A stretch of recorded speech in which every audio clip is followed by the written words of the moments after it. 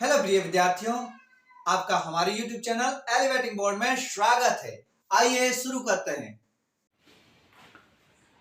प्रिय विद्यार्थियों, अब हम पढ़ेंगे संख्याओं के अगले प्रकार, अभाज्य संख्याएं, भाज्य संख्याएं और सह अभाज्य संख्याओं के बारे में। आपको क्या काम करना है, कॉपी और पेन लेकर के बैठना है और नोट्स तैयार करने हैं। यदि आपकी स्पीड अच्छी नहीं है तो आप वीडियो को पॉज करके थोड़ा देर रोक करके उससे नोट्स बनाओ और फिर आगे बढ़ो। तो संख्याओं के प्रकार में अब हम बात कर रहे हैं अभाज्य संख्याओं की।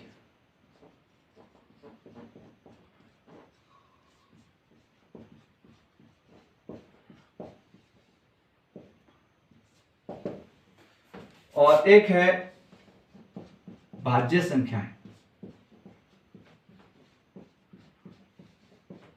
और यहां पर हम डिस्कस करेंगे तीसरे प्रकार की संख्या, वो है सह अभाज्य संख्या।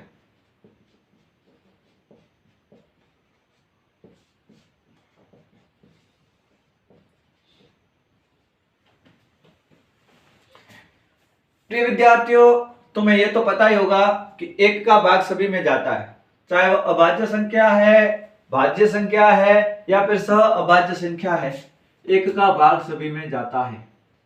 ठीक है, कोई भी संख्या हो एक का भाग जरूर जाता है। और किसका जाता है? सब किसी भी संख्या में, तो किसी भी संख्या में उस खुद संख्या का भाग तो जाता ही जाता है, स्वयं का भाग तो जाता ही जाता है। एक तथा स्वयं का भाग, कोई भी संख्या हो उसके अंदर एक का भी भाग जाएगा और जो संख्या है उस खुद का भी उसके अंदर भाग जाएगा। जैसे 5 ले लो, इस 5 के अंदर एक का भी भाग जाएगा और इस 5 के अंदर खुद 5 का भी भाग जाएगा, मतलब एक और स्वयं का भाग जाएगा। 6 ले लो, 6 के अंदर भी एक का तो भाग जाएगा ही जाएगा, लेकिन 6 के अंदर 6 का भी तो भाग जाता है, मतलब 6 है, इसके अंदर भी एक और स्वयं का भाग जाएगा ही जाएगा। तो आप कोई भी और भी संख्या ले लो, कोई भी संख्या और ले लो, तो उसके अंदर भी एक और स्वयं का भाग तो जाएगा ही जाएगा। अभाज्य संख्या हो, भाज्य संख्या हो, सहअभाज्य संख्या हो, वो सारी संख्याओं के लिए एक का भाग और स्वयं का भाग ये तो जाएगा ही जाएगा। ठीक है, मतलब एक और स्वयं का भाग जाता ही है। तो मैंने क्या कहा कि एक और स्वयं का भाग सभी में जाता है। एक में ये कह रहा हूं कि भाज्य मतलब जिसमें भाग जाए, भाज्य का मतलब जिसमें भाग जाए। ठीक है, तो अभाज्य का मतलब भाज्य का विपरीत, भाज्य का विलोम शब्द क्या होता है? अभाज्य। भाज्य का मतलब होता है जिसमें भाग जाए, तो अभाज्य का मतलब हो जाएगा जिसमें भाग न जाए, जिसमें भाग न जाए।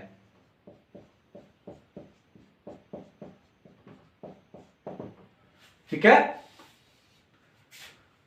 अब देखो ये है अभाज्य, मतलब जिसमें भाग नहीं जाए, और एक बार हम कह रहे हैं कि एक और स्वयं का भाग सभी में जाता है। इसका क्या मतलब? इसका मतलब ये हुआ कि अभाज्य संख्या है, इसके अंदर एक और स्वयं का तो भाग जाएगा, लेकिन एक और स्वयं के अलावा की बात हो रही है ना? मतलब एक और स्वयं का तो इस अभाज्य संख्या में भाग जाएगा, लेकिन एक और स्वयं के अलावा अभाज्य संख्या में किसी और का भाग नहीं जाएगा। नहीं, आई बात समझ में?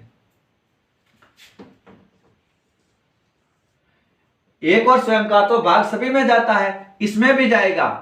और ये क्या लिखा हुआ है? अभाज्य जिसमें भाग नहीं जाए, मतलब एक और स्वयं के अलावा और किसी का भाग नहीं जाएगा। आई बात समझ में? इसी प्रकार भाज्य जिसमें भाग जाए, लेकिन आपको पता है एक और स्वयं का तो भाग जाता ही है, फिर क्या? तो इसका मतलब ये हुआ कि जो भाज्य है इसमें एक और स्वयं का तो भाग जाएगा ही जाएगा, हमें पता है, क्योंकि एक और स्वयं का भाग तो सभी में जाता है। तो एक और स्वयं का भाग तो इसमें जाएगा ही जाएगा, लेकिन एक और स्वयं के अलावा भी, एक और स्वयं के अलावा भी, एक और स्वयं के अलावा भी किसी ना किसी और का भी भाग इसके अंदर जाना चाहिए। ठीक है, तो एक और स्वयं के अलावा भी इस भाज्य संख्या में किसी ना किसी का भाग अवश्य ही जाएगा, भाग जाएगा, तो ही तो वो भाज्य संख्या कहलाएगी। तो परिभाषा अभाज्य संख्या की कैसे क्या होगी? तो अभाज्य संख्या की पहले परिभाषा देखेंगे, फिर भाज्य की देखेंगे। तो कि अभाज्य संख्या क्या है, अब देखते हैं कि अभाज्य संख्या की परिभाषा क्या होती है।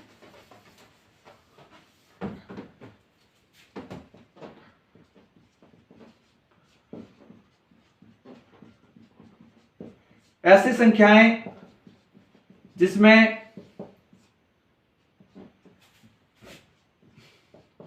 एक तथा स्वयं का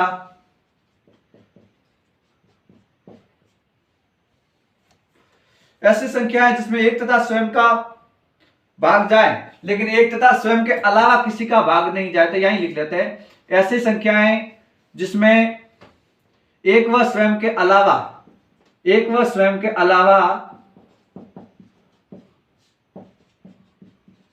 और एक व स्वयं के अलावा और किसी संख्या का भाग नहीं जाए, एक व स्वयं के अलावा और किसी संख्या का भाग नहीं जाए, और किसी संख्या का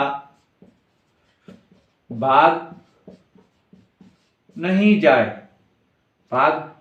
जाए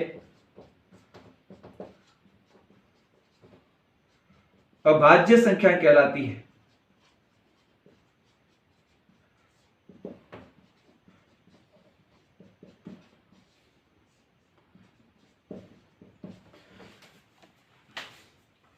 उदाहरण देखो, कौन कौन सी अभाज्य संख्या है वो देखो।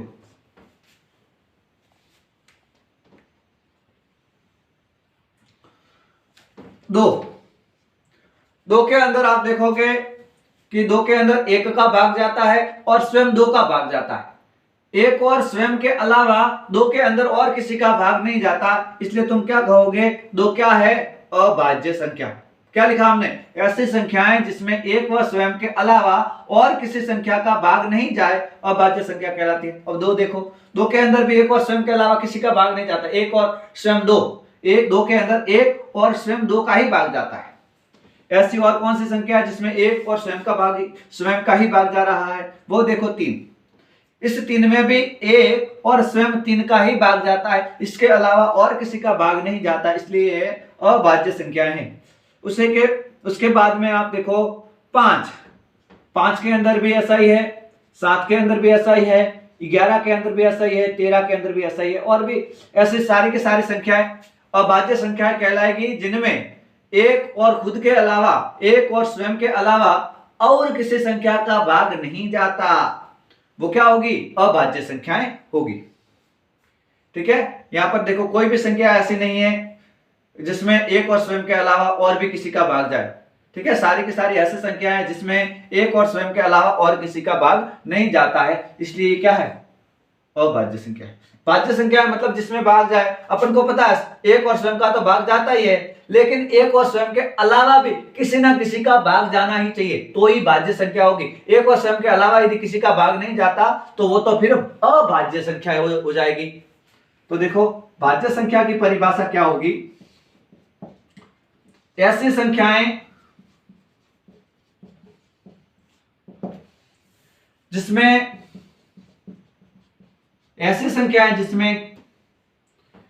एक व स्वयं के अलावा, ऐसी संख्याएं जिसमें एक व स्वयं के अलावा, एक तथा स्वयं के अलावा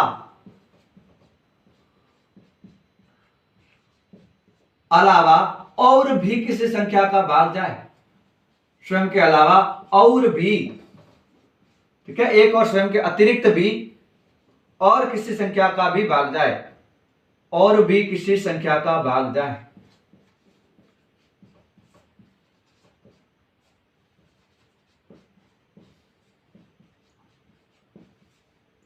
ऐसी संख्या क्या होगी, भाज्य संख्या। तो ऐसी संख्याएं जिसमें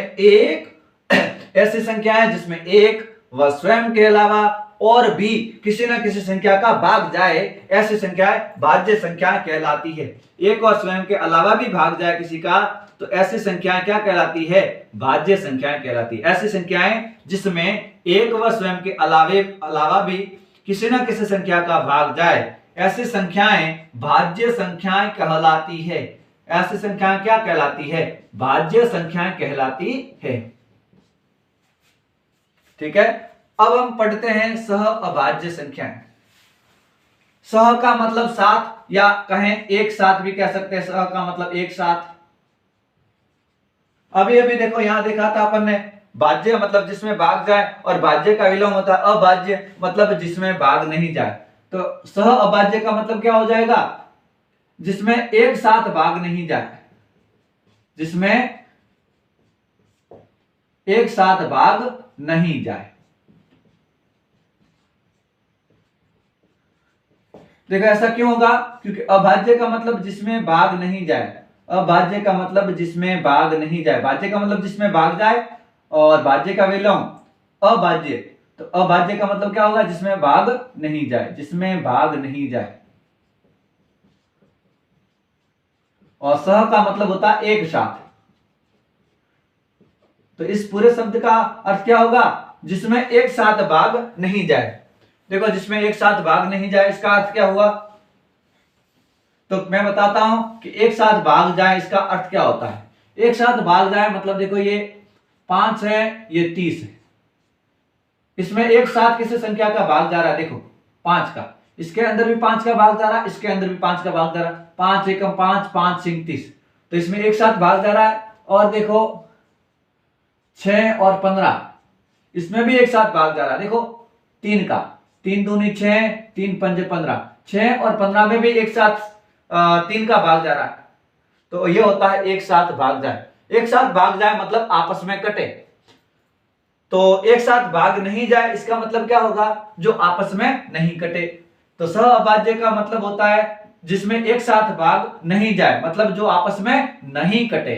तो सह अभाज्य की परिभाषा इस प्रकार से याद करना है आपको कि ऐसे संख्याएं जो आपस में नहीं कटती, ऐसी संख्याएं जो आपस में नहीं कटती, ऐसी संख्याएं जो आपस में नहीं कटती,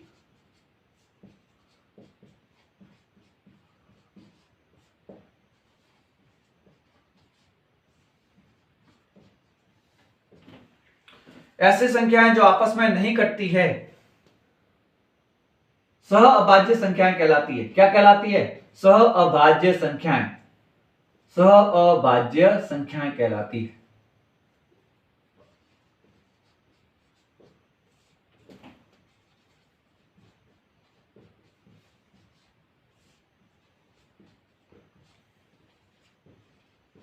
उदाहरण देखो, कौन कौन सी संख्या आपस में नहीं कटती।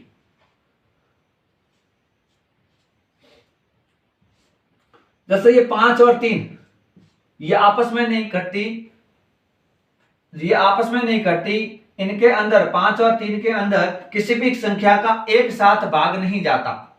एक साथ जिसमें भाग नहीं जाए वो क्या है, सह अभाज्य। ठीक है, मतलब जो आपस में नहीं कटती, एक साथ भाग में नहीं जाए, इसका मतलब होता है जो आपस में नहीं कटती उन्हीं में तो एक साथ भाग नहीं जाएगा, और जो आपस में कट जाएगी तब तो कहेंगे कि इनमें एक साथ भाग जाता है। तो जिनमें एक साथ भाग नहीं जाता अर्थात जो आपस में नहीं कटती वो क्या है, सहअभाज्य संख्याएं। अब देखो जैसे कि 6 और 7 ये भी आपस में नहीं कटते, इसका मतलब ये भी क्या है, सहअभाज्य संख्याएं। उसके बाद में देखो 7, 9 और 62,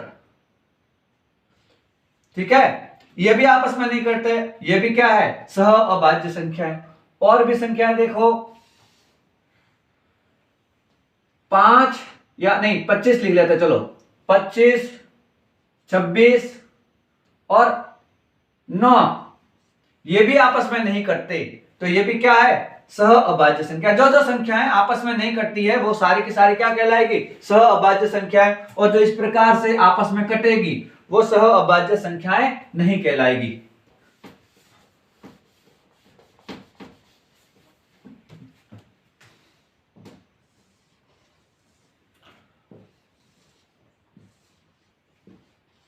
अब आपको इसके नोट्स बना देते हैं। अब हम आगे पढ़ेंगे परिमेय अपरिमेय संख्याओं के बारे में।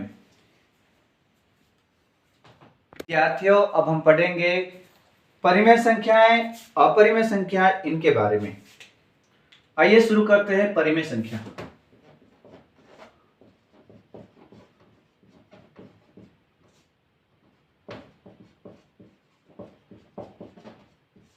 परिमेय संख्या इसे Q से दर्शाते हैं।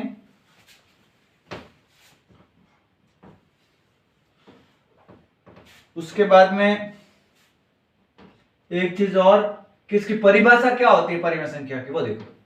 तो परिमेय संख्या की परिभाषा, ऐसी संख्याएं जिन्हें P बटे Q के रूप में व्यक्त किया जा सके।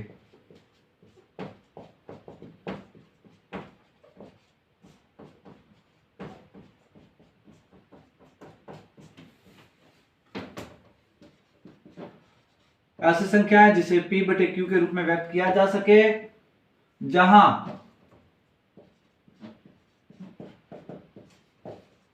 P व Q क्या है, पूर्णांक है।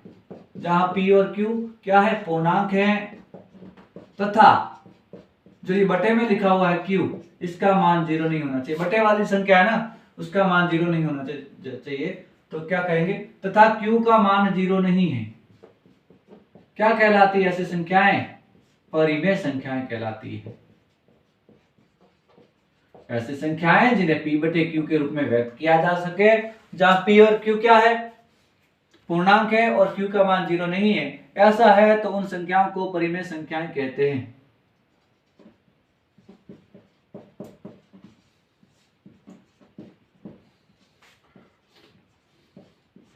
उदाहरण देखो उदाहरण से पहले हम देखते हैं कि यह शब्द पूर्णांक है। अब किसी को याद नहीं कि पूर्णांक क्या चीज होती है, तो उसको भी देख लेते हैं एक नजर पूर्णांक पर। पूर्णांक क्या होता है? पूर्णांक बिना दशमलव वाली ऋणात्मक संख्याएं, बिना दशमलव वाली ऋणात्मक संख्याएं और 0 और बिना दशमलव वाली धनात्मक संख्याएं क्या कहलाती है, पूर्णांक कहलाती है। ठीक है, बिना दशमलव वाली ऋणात्मक और बिना दशमलव वाली धनात्मक और 0, ये तीनों चीजें मिलकर के पूर्णांक संख्याएं बनती है। पूर्णांक संख्याओं का एक समूह बनता है। उदाहरण देखो 5 परिमेय संख्या है, तो हम देखेंगे क्या 5 को P बटे Q के रूप में व्यक्त किया जा सकता है। तो हाँ, क्योंकि 5 के बटे में कुछ नहीं और कोई भी संख्या हो जिसके बटे में कुछ नहीं, इसका मतलब उसके बटे में 1, तो हम 5 को 5 बटे 1 ऐसे व्यक्त कर सकते हैं। उसके बाद ये कह रहा है कि P और Q, P देखो ऊपर है, ऊपर वाला P है, नीचे वाला Q, ये ध्यान रखना। तो P और Q, ऊपर वाला और नीचे वाला P, ऊपर वाला और नीचे वाला, ऊपर वाला P, नीचे वाला Q, ये P और Q दोनों का मान पूर्णांक होना चाहिए। क्या ये दोनों पूर्णांक में से आ रहे हैं? बिल्कुल आ रहे हैं। देखो ये एक पूर्णांक है और ऊपर जो अपने अंश है P, इस P का मान भी पूर्णांक है। देखो 1 2 3 4 5 आगे आ रहा है ना 5, हाँ बिल्कुल आ रहा है। ठीक है, यहां तक शर्त हो गई कि भाई P बटे Q के रूप में भी व्यक्त किया जा रहा है। P और Q है ना, P ऊपर वाला है और Q नीचे वाला है। तो P और Q दोनों के दोनों पूर्णांक भी हैं और ये Q मत देखो कहां है, नीचे वाला, तो ये नीचे वाला Q, इस Q का मान भी 0 नहीं है। नीचे वाली जो संख्या है उसका मान भी 0 नहीं है।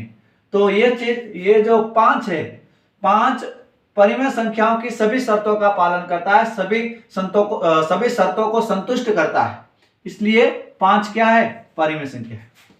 इसी प्रकार से 6, तो 6 के भी बटे में कुछ नहीं, तो 6 को भी 6 बटे 1 के रूप में व्यक्त किया जा सकता है। 6 और 1 आप देखोगे कि इसमें से ही आ रहे हैं, पूर्णांक संख्याओं में से ही आ रहे हैं। ठीक है, मतलब P और Q क्या है, पूर्णांक है। अब ये Q मतलब बटे वाला, उसका मान 0 भी नहीं है, हाँ बिल्कुल नहीं है, इसका मान 0, अर्थात ये क्या है, परिमेय संख्या।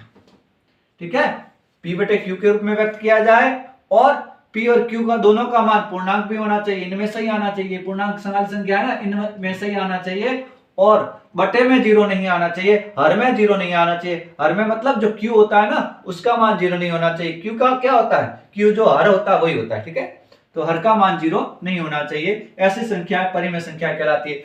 और देखो उदाहरण अपन देख लेते हैं 1/3, ये भी देखो P बटे Q के रूप में व्यक्त किया गया है और P और Q दोनों के दोनों इस पूर्णांक में से ही आ रहे हैं और Q का मान 0 भी नहीं, इसका मतलब ये भी क्या है, परिमेय संख्या है।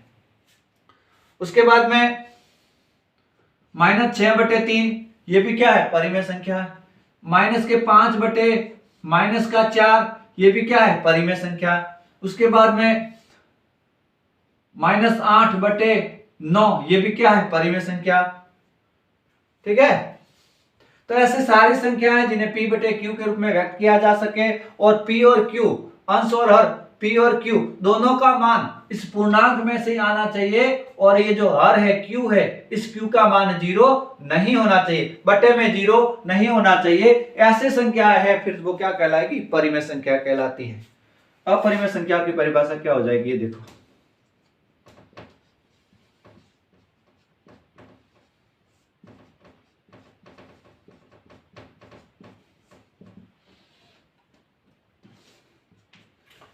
अब देखो परिमेय का विलोम शब्द है अपरिमेय, तो परिमेय की परिभाषा उसका विलोम हो जाएगा अपरिमेय, मतलब ऐसी संख्या जिन्हें P बटे Q के रूप में व्यक्त नहीं किया जा सके जहां P व Q पूर्णांक है तथा Q बराबर 0 नहीं है। बस जिसे P बटे Q के रूप में व्यक्त किया जा सके अपरिमेय के लिए क्या हो जाएगा? जिसे P बटे Q के रूप में व्यक्त नहीं किया जा सके। बस इतना ही फर्क है। उदाहरण देख लो।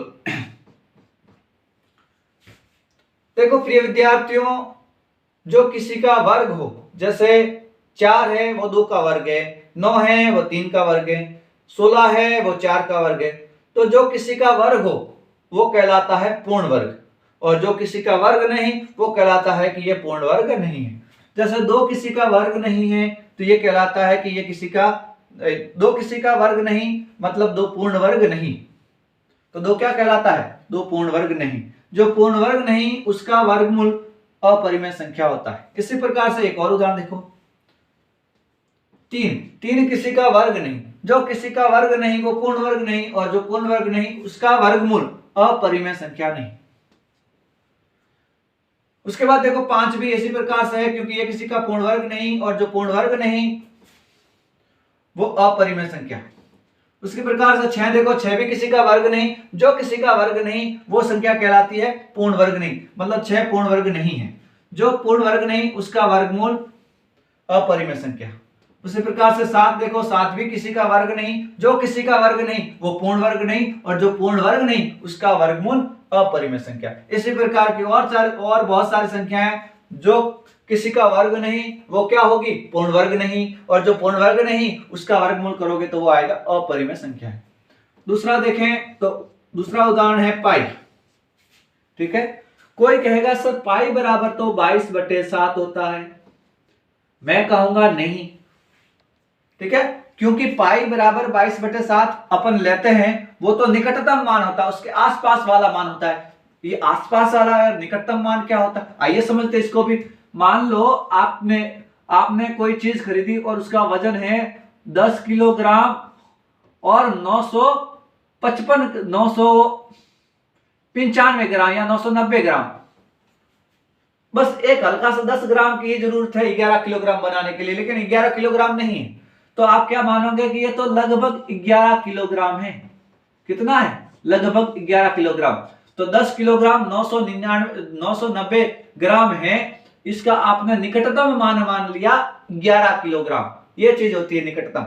इसी प्रकार से पाई है, इसका 22/7 एक्यूरेट मान नहीं है, इसका आसपास वाला लगभग मान है।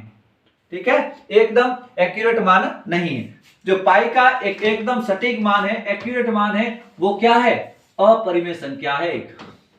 इसलिए पाई किस में आता है? अपरिमेय संख्या। दूसरा एक चीज आपने पढ़ी होगी कि जैसे 0 न तो धनात्मक है न ऋणात्मक, इसी प्रकार से 1 है वो न तो अभाज्य संख्या है और नहीं भाज्य संख्या है और नहीं सह अभाज्य संख्या है।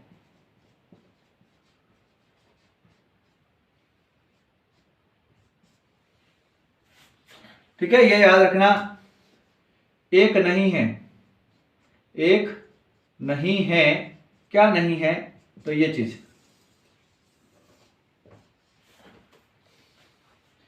ये चीज याद रखना। एक नहीं है, एक क्या क्या नहीं है? एक भाज्य भी नहीं है, एक अभाज्य भी नहीं है, एक सह अभाज्य भी नहीं है। ठीक है, अब आगे प्रिय विद्यार्थियों, अब हम पढ़ रहे हैं अपरिभाषित और अनिर्धारित संख्याएं। अपरिभाषित और अनिर्धारित संख्याएं, इनके बारे में।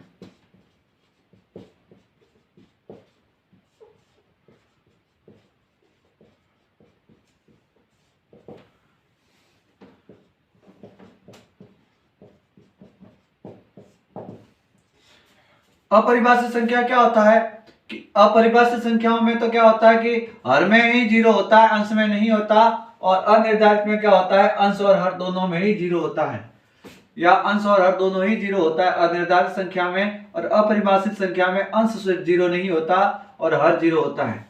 तो इसकी परिभाषा इस प्रकार से लिखेंगे, अपरिभाषित संख्या की परिभाषा इस प्रकार से लिखेंगे हम, ऐसी भिन्न या ऐसी संख्या,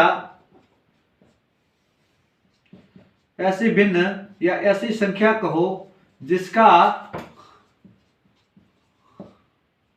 अंश तो शून्य नहीं हो, जिसका अंश तो शून्य न हो, शून्य मतलब जीरो, अंश तो शून्य न हो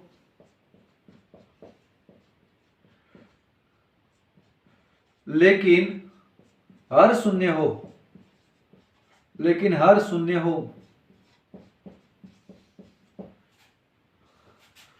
अपरिभाषित संख्याएं कहलाती है, अपरिभाषित संख्याएं कहलाती है।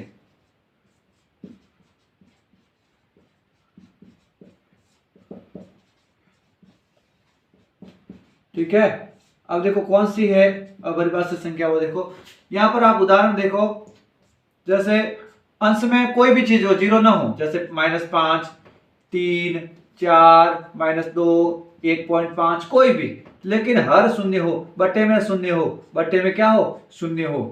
ऐसे सारी की सारी संख्या क्या होगी, अपरिभाषित संख्या। मतलब जिसका अंश तो शून्य नहीं होना चाहिए, ऊपर वाला जो है अंक या संख्या, ऊपर वाली संख्या तो शून्य नहीं होनी चाहिए, जबकि हर है वो क्या होना चाहिए, शून्य होना चाहिए, तो अपरिभाषित संख्या हो जाती है। लेकिन अनिर्धारित में क्या होता है, अनिर्धारित में दोनों ही चीजें शून्य होती है, अंश और हर दोनों ही। तो इसकी परिभाषा हो जाएगी ऐसी भिन्न, ऐसी भिन्न जिसका अंश व हर, ऐसी भिन्न जिसका अंश व हर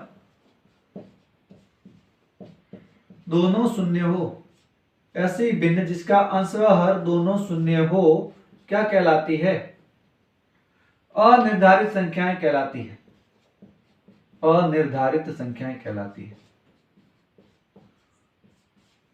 अनिर्धारित संख्याएं कहलाती है।